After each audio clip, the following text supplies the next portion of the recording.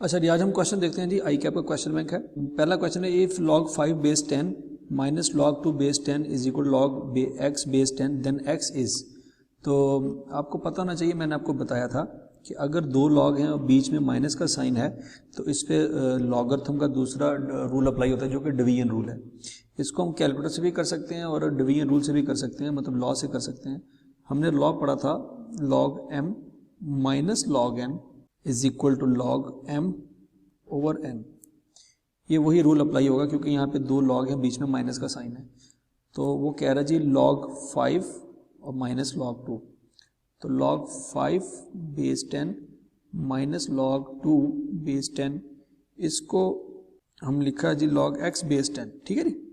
अब आपको पता होना चाहिए दो लॉग हैं, बीच में माइनस का साइन है और दोनों की बेसिस भी सेम है, तो ये रूल बन सकता है log 5 ओवर 2 बेस 10। क्योंकि माइनस है तो माइनस का मतलब यह है कि दोनों नंबर्स के दरमियान डिवीजन आएगी, is equal to log x base 10। ठीक है जी। तो ये log बेस 10 log बेस 10 दोनों इक्वेशन की दोनों साइड से कैंसिल हो जाएगा और आंसर आ जाएगा x इज इक्वल टू 5/2। तो 5/2 डी ऑप्शन में लिखा हुआ है। ठीक है जी। एक तो ये तरीका है सवाल को सॉल्व करने का, ये जो हमने किया। दूसरा तरीका कैलकुलेटर से भी हो सकता था। वो कैसे, वो मैं अभी आपको समझाता हूँ। कि सवाल था जी, फर्ज करें log 5 base 10 minus log 2 base 10 is equal to log x base 10। और log 5 माइनस log 2 करके कैलकुलेटर से आंसर निकाल लें। ठीक है जी। कैसे, log 5 माइनस log 2। ठीक है जी। आपको पता होना चाहिए बाय डिफॉल्ट जो कैलकुलेटर में ये वाला बटन है, ये वाला, ये बाय डिफॉल्ट इसकी बेस 10 होती है। तो आपको बेस लिखने की जरूरत नहीं है, आप सिंपल ये लिखें और इक्वल प्रेस कर दें। इक्वल प्रेस करेंगे तो आंसर आ जाएगा 0.39794। 0.39794 is equal to log x base 10। अब आपको पता होना चाहिए रूल क्या है कि लॉगरिथमिक फॉर्म को एक्सपोनेंशियल फॉर्म में लिखना होता है। मतलब लॉग को अगर ख़त्म करना है तो x इधर रहेगा, ये जो बेस है इधर चली जाएगी और ये जो है ये पावर बन जाएगी। मतलब x इज इक्वल टू 10 की पावर ये 0.39794 एंड समथिंग बन जाएगा। ठीक है जी। तो हम इसको कैसे लिख सकते हैं जी, ये जो आंसर आया है 10 रेज टू पावर, आंसर लिख देंगे तो आ जाएगा 5/2। ठीक है जी। तो x का आंसर आ जाता है जी 5/2। एक तरीका तो ये है। अगला तरीका ये है कि इसी को हम दोबारा देखते हैं जी। log x बेस 10 है इक्वल टू 0.39794। लॉग ख़त्म करने का तरीका ये भी है कि एंटी लॉग ले लें। वो कैसे, देखें। हम क्या करते हैं, शिफ्ट लॉग प्रेस करते हैं, 0.39794 समथिंग लिखते हैं तो वो 2.499 मतलब अप्रॉक्सीमेटली 5/2 या 2.5 ही आंसर बनता है हमारा x का। ठीक है जी। तो हम ये कैलकुलेटर से भी कर सकते हैं।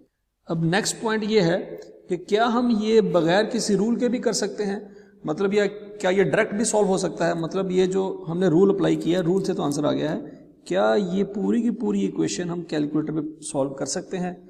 तो वो चेक कर लेते हैं जी।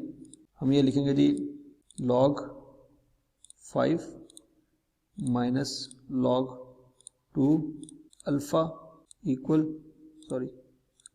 इक्वल ये वाला equal is equal to log x।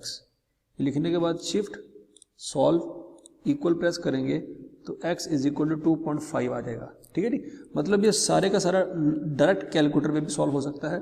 तो 5/2 बेसिकली 2.5 ही बनता है।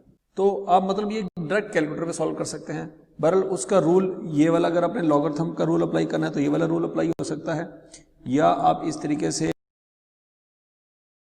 लॉगरिथम को एक्सपोनेंशियल फॉर्म में लिख के सॉल्व करना चाहे उस तरह भी कर सकते हैं, या आप एंटी लॉग लेके भी करना चाहे तो कर सकते हैं। कोई भी तरीका आपके पास अवेलेबल है, जैसे मर्जी कर लें। अब ये देखें सवाल, log x base 2 is equal to 5। इसके ऊपर भी हम एक्सपोनेंशियल फॉर्म वाला रूल अप्लाई कर सकते हैं। वो क्या है, log x base 2 is equal to 5। ठीक है जी। तो आपको पता होना चाहिए जब लॉगरिथमिक फॉर्म से हमने एक्सपोनेंशियल फॉर्म में कन्वर्ट करना हो तो 2 इधर चला जाता है और 5 पावर में चला जाता है। तो 2 की पावर 5 है तो आंसर आ जाएगा 32। ठीक है जी। हम कैलकुलेटर से चेक करते हैं जी, 2 की पावर 5 तो 32 आंसर बनता है।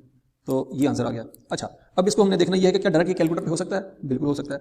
अब सिंपल देखते हैं, कि आप लिखें जी log base 2 x alpha equal 5, ये सारा कुछ लिखने के बाद शिफ्ट सॉल्व इक्वल प्रेस करेंगे तो डायरेक्ट 32 आंसर आ रहा है। तो ये भी दोनों तरीकों से सवाल को सॉल्व हो सकता है। अब तीसरा तरीका ये है कि आप ऑप्शन भी ट्राई कर सकते हैं, मतलब x की जगह 32 लिख के देखें आंसर 5 आता है, या अगर नहीं आता तो फिर x की जगह 25 लिख के देख लें, या x की जगह 10, जैसे मर्जी लिख के देख लें, ये सवाल ही सॉल्व हो जाता है।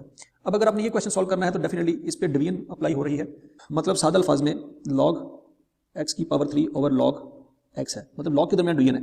तो आपको ये रूल तो नहीं आता कि log डिवाइड हो तो क्या करना है, लेकिन ये पता होना चाहिए कि log x की पावर 3 है तो ये बेसिकली 3 log x बनता है रूल नंबर 3 के मुताबिक डिवाइडेड बाय log x, ठीक है जी। तो ये इससे कैंसिल हो गया तो आंसर आ जाएगा 3। ये इस तरह से सिंपल हम इसको सॉल्व कर सकते हैं, या हम इसको कैलकुलेटर पे सॉल्व करना चाहें तो कैलकुलेटर पे भी सॉल्व कर सकते हैं। वो कैसे, log x की power 3 bracket close over log x, ये लिख के सिंपल इक्वल प्रेस कर दें तब भी आंसर हमारे पास 3 आ जाता है। तो ये भी कैलकुलेटर पे सॉल्व हो सकता है। अच्छा जी, the value of x for the equation this, अब ये सिंपल है, ये भी हम कैलकुलेटर पे करना चाहे तो कर सकते हैं। कैसे, log 64 बेस 4, सिंपल, ठीक है जी। तो ये आंसर आ जाएगा 3 + 3, प्लस माइनस की ऑप्शन नहीं होती, ठीक है जी, बात अपनी याद अच्छी तरह रखनी है। ओके, अब वो कहता है जी if log 2 is equal to this and log 3 is equal to this and log 7 is equal to this then the value of log under root 14। अब देखिए सिंपल सा क्वेश्चन है, उसने वैल्यू वैसे ये वैल्यू दी हुई है, अब कैलकुलेटर के होते हुए इस तरह के log के लिए ये वाली वैल्यू यूज करने का क्या तुक बनता है, ये सवाल समझ नहीं आया। मतलब सिंपल log 14 अगर आपने फाइंड करना है तो कैलकुलेटर में जाएं, log अंडर रूट 14 लिखें, ब्रैकेट क्लोज करें, आंसर निकालें, 0.5730 0.57305 बनता है 0.57306 अप्रॉक्सीमेटली।